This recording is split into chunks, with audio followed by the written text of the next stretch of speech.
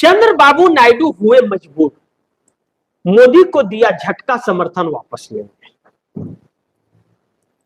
इन बातों को ऐसा गलत तरीके से मत लीजिए, ऐसा मत सोचिए कि यह सरकार गिराने की बात है, नहीं, यह मजबूरियों की बात है। जिस तरह से मैंने संबोधन में बताया कि 112 रुपया लीटर डीजल समुद्री किसान के लिए कमर्शियल में वह कर दिया गया। समुद्री किसानों को जो डीजल मिलेगा कमर्शियल में मिलेगा, डोमेस्टिक में नहीं। डोमेस्टिक में आपको मार्केट में 90 रुपए लीटर डीजल है, लेकिन वही 90 रुपया का लीटर का डीजल उन मछुआरों को 112 रुपए का मिलना शुरू हो गया है।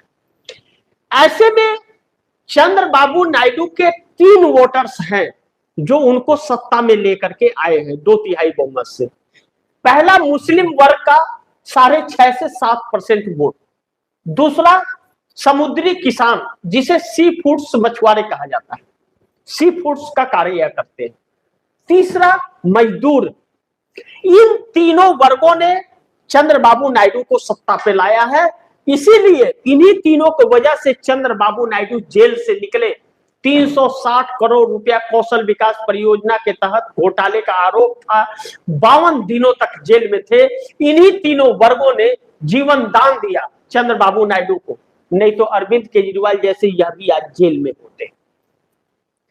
ऐसे में जब समुद्री किसानों पर टैरिफ लगाया गया अमेरिका का, तो 25,000 करोड़ रुपए का चंद्रबाबू नायडू को रेवेन्यू का नुकसान हो रहा था।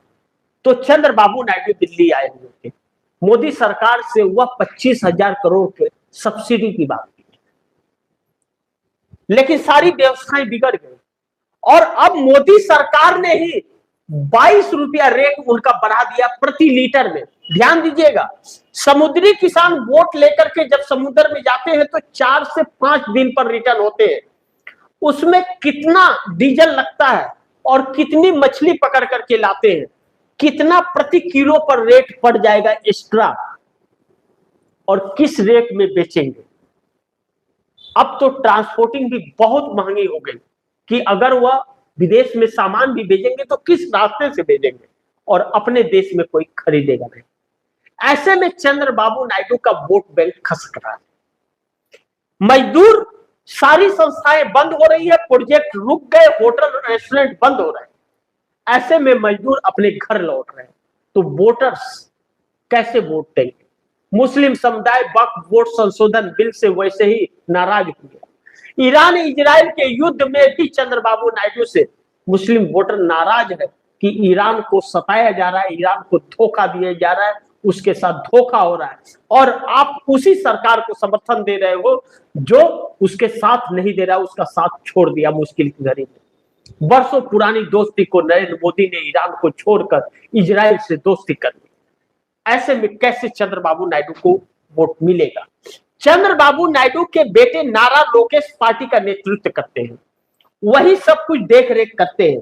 कहा जा रहा है कि चंद्रबाबू नायडू के बेटे नारा लोकेश अब इस पक्ष में बिल्कुल भी नहीं है कि नरेंद्र मोदी को समर्थन दिया जाए।